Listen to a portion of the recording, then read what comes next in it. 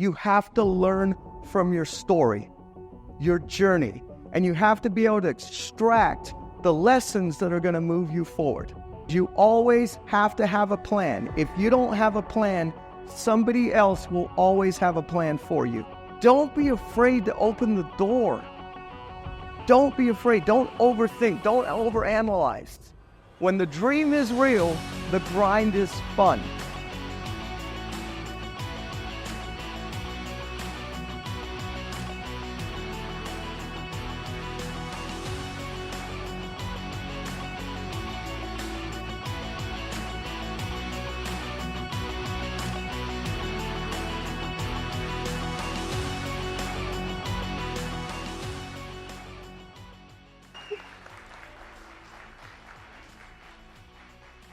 Welcome, welcome, welcome. I'm welcoming myself, really, right? So first and foremost, you high school graduates, congratulations. Congratulations. As you sit here, you should feel proud. You should feel proud of this accomplishment of not only graduating high school, but finishing the college track program. And let me tell you why you should feel proud. Number one, it's not only for yourself, right? You guys did the work. But everybody sitting up there that helped you guys get to where you are today, who is living vicariously through your success, because you got to remember, you are first generation college-bound kids in your family.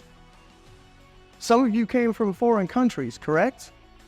This is the American dream for your family, is to see their son or daughter get educated. Don't ever downplay tonight. This should be one of your proudest moments in your life, and many more to come. The second thing is, I don't know any of you personally. I don't know what your journey was to get in this chair. I don't know if you had a steep incline that just felt like it was never ending. I don't know if you had highs and lows and you didn't know if that was going to end, or for the fortunate few, maybe it was like driving through I-70 on Kansas, where it was just smooth sailing. I don't know. But what I do know is you have to learn from your story, your journey, and you have to be able to extract the lessons that are going to move you forward. So what I'm going to spend the next few minutes talking about is just a little bit about my story, just a brief glimpse, and some of the lessons that I learned that I hope you can learn from. So I was born to immigrant family. I was born actually in London, England. In London, we had an upper middle class lifestyle. My father worked for the British government. My mother was a nurse. Things were good as a kid in England. There were no struggles. But when I was 13, my family decided they wanted to pursue the American dream and buy a business in the States. So here we were, good life, 13, one bag per human, and we were coming to the States to buy a business. Unfortunately, the business failed. It was nothing but a struggle for my parents. My parents had to do everything to make money, maybe like many of your parents, right? They're working 7 days a week, 2 jobs, 3 jobs, just to bring money in. That was my childhood once we came to America. But right after I graduated high school, we were deported. And we were sent back to London. We had a life in America, even though it wasn't this glamorous, rich, and famous life. We were sent back, not knowing if we were coming back. So while we were in London, my dad worked with the immigration attorneys, et cetera, and eventually we got an appointment with the U.S. Embassy. So that day was exciting, right? Were they going to give us permanent residency into this country?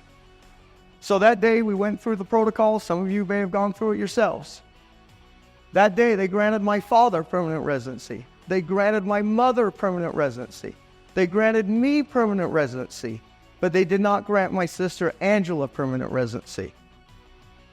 Say what? I heard somebody. Why didn't they grant my sister permanent residency? Because she's severely mentally and physically handicapped. And the exact words from the U.S. Embassy employee was, she can never contribute to American society, therefore we will never let her legally enter the country. So imagine that. My parents were at a high, right?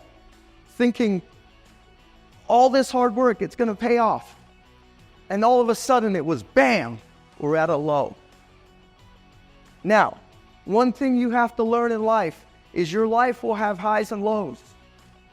Everybody knows how to deal with the highs, correct? Everybody. You're always happy. You're like, oh my God, life is great. But when that low happens, that's where your character is tested. So we left the embassy. And my dad said, you pack your bags. We're going back to America. I was like, yes, sir. I guess we're going back home. We boarded the plane. Our connection was in Minneapolis. When we landed, he said, this is probably going to take some time. There's nothing to lie about. Just answer the questions. So he was right. It took some time, right? We got hauled to the back. We sat there for I don't know how long, hours and hours and hours and hours and hours. And it's funny because, you have like 20 grown adults that keep coming in the room asking the same questions, expecting the paperwork is going to appear for my sister. Was it going to appear? Yes or no? No, it's not going to appear, correct? So we didn't know if we were going back on a plane, back to England. Eventually, this lady came in and she told my parents, Mr. and Mrs. Philip Neri, I run this customs bureau. I've been with the U.S. Customs for a very, very long time. Today, I'm going to make a decision that I feel is American and that I feel is humane.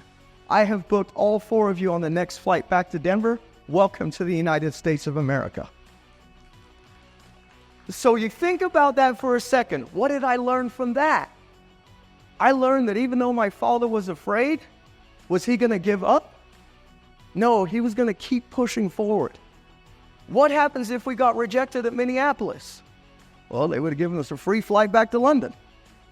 Does that make sense? And we would have been back through it again. And then I learned the power of human kindness.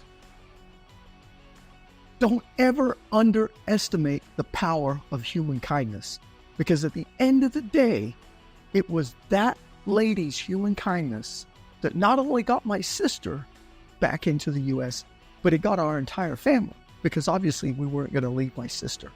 So because of that one lady, her one decision to be humane, to exhibit kindness, that's what got us back to Denver.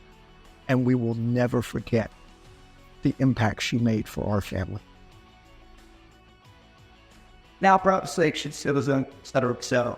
So fast forward, I was accepted in a CU Bowler, and that's where I was starting that August. So you might be doing that. So I go to Bowler, I've got this perfect plan. I wanted to be a doctor. I wanted to be a doctor since I was a little kid, right? I thought it was cool. Why it's Bowler? I'm fighting internationally.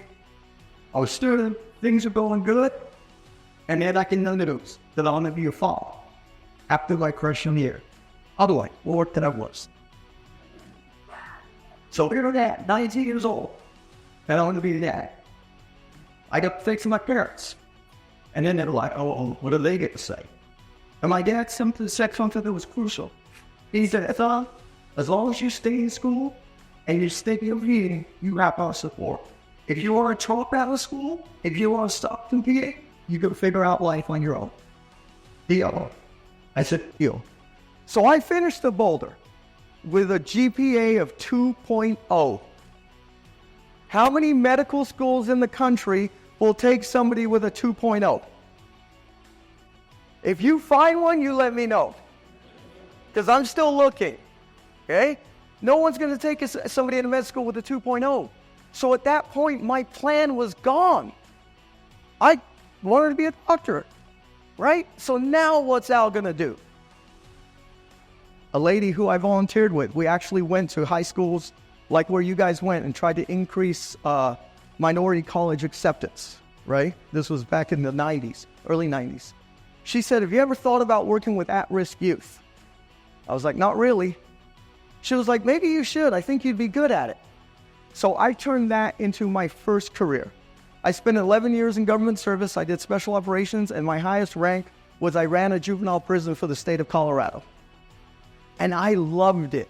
I loved everything about that environment, the camaraderie. I loved everything about it. And while I was there, I went back to school and I got a master's, and I had a lot higher than the 2.0. And so I embraced this change that I never thought was going to happen, right? because I'm not a doctor. But now I'm helping kids hopefully pick the right path. But after 11 years, I was on a plane one day and I said, you know what?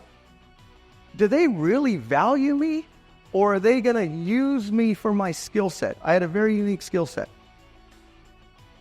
And I was like, I don't think they really value me. I don't think they compensate me what I'm worth. I don't think they value my skill set. And I was like, I don't think I'm happy anymore. So I had to make a decision to leave. And I left the government 2004. So I've been an entrepreneur since 2004. So we're at 20 years. And let me tell you about highs and lows.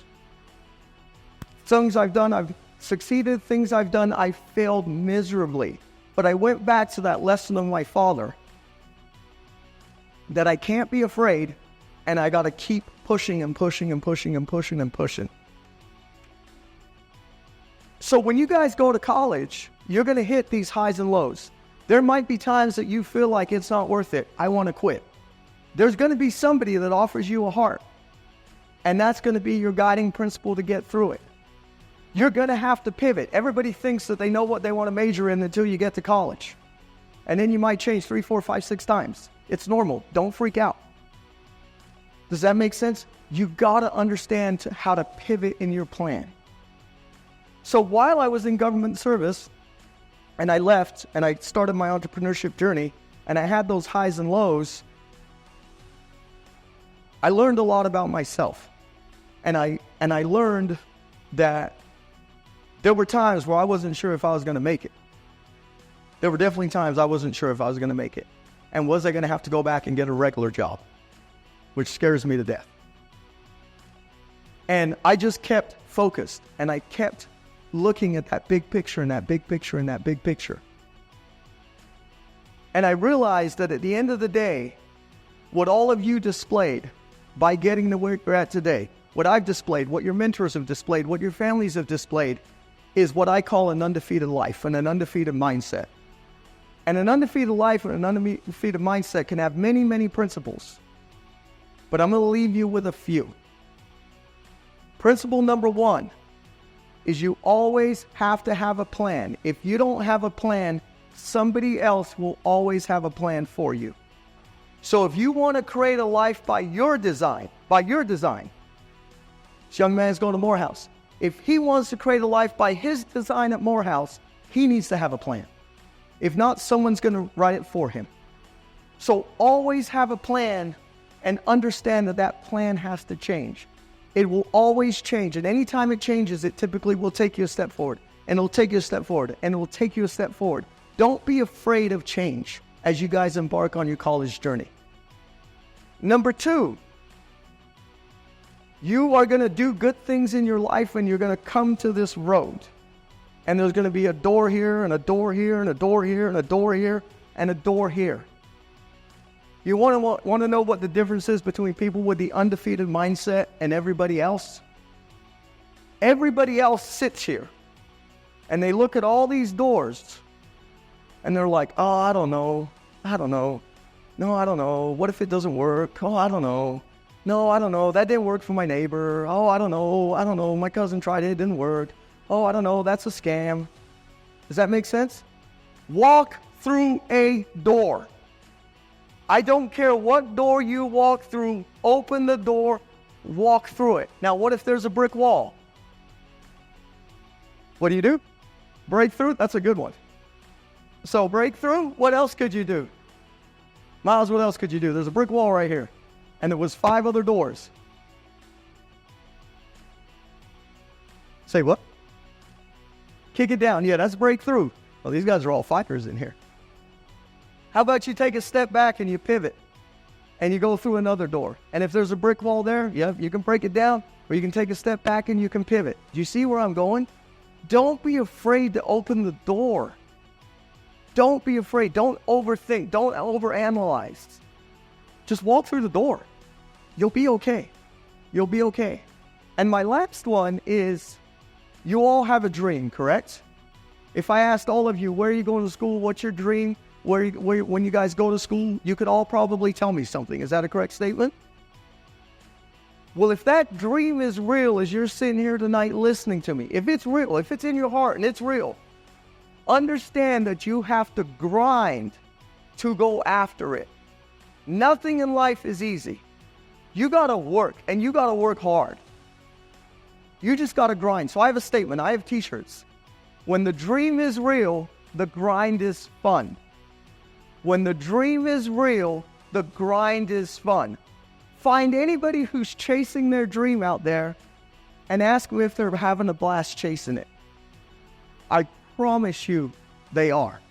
I promise you they are. So if your dream is internally meaningful to you, go and get it. Go and get it. I was looking through the little pamphlet thing there for tonight, and I got a little confused because I was like, Miles isn't in here. Because I was looking at the 2024 graduates, and I was looking for it to say Morehouse College, and I couldn't find you. So I told Byra, I said, why isn't he in here? And then somebody pointed out, oh no, Al, those are the kids that were in the program that have graduated college. So I can tell you, one dream all of you should have sitting here today is that this class of 2024, you're living that. But you should be in this pamphlet in 2028 as a successful college graduate. And if it takes you to 2029, did you fail? Everybody shake your head no. No, you did not fail. Okay? So keep your eye on that prize. So on a final note, I wish you all the best of success. Be proud. Celebrate this summer. Go into your colleges in August and be ready to put your heads down and work towards whatever dream is inside of you. Fair? Fair. All right. Thank you very much.